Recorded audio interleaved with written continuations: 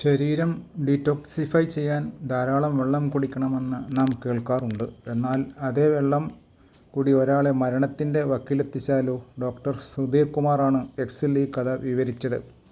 ശാരീരിക ആരോഗ്യവും പ്രസന്നതയും നിലനിർത്താൻ മുംബൈയിലെ 40-കാരി ഒരു ദിവസം രാവിലെ 4 ലിറ്റർ വെള്ളം കുടിച്ചതിനെ തുടർന്ന് അബോധാവസ്ഥയിലായെന്നാണ് അദ്ദേഹം പറയുന്നത്.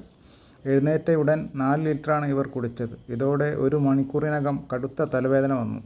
പിന്നാലെ കടുത്ത ക്ഷീണവും ഛർദ്ദിക്കുകയും ചെയ്തു. തൊട്ടുപിറകെ ബോധരഹിതയായി. ഹൈപ്പർനെട്രീമിയ ആണ് വില്ലനായത്. 40-കാരിയുടെ സോഡിയം അളവ് 110 ആയി കുറഞ്ഞു. 135-145 ആണ് സാധാരണ വേണ്ടത്. സോഡിയം അസന്തുലിതത്വം അഥവാ ഹൈപ്പർനെട്രീമിയ കാരണം തീവ്രപരിചരണ വിഭാഗത്തിൽ പ്രവേശിപ്പിക്കപ്പെട്ട ഇവരുടെ ആരോഗ്യനില 3 ദിവസം കൊണ്ടാണ് വീണ്ടെടുത്തത്. 2 മുതൽ 3 വരെ ലിറ്ററാണ് ഒരാൾ ഒരു ദിവസം കുടിക്കേണ്ടത്.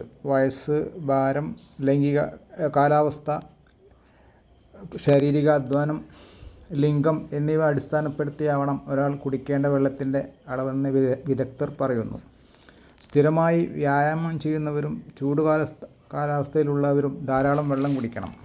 ഗർഭിണികൾ, മുലയൂട്ടുന്ന അമ്മമാർ തുടങ്ങിയവർക്ക് കൂടുതൽ വെള്ളം വേണം.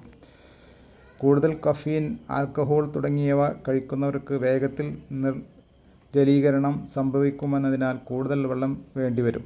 ചുരുക്കിപ്പറഞ്ഞാൽ ഓരോരുത്തരുടെയും ജീവിത രീതി അനുസരിച്ച് വെള്ളം കൂടി വ്യത്യാസപ്പെട്ടിരിക്കും. തെളിഞ്ഞതോ ഇളം മഞ്ഞയോ ആയ മൂത്രം ശരീരത്തിൽ മതിയായ ജലമുണ്ട് എന്നതിൻ്റെ തെളിവാണ്.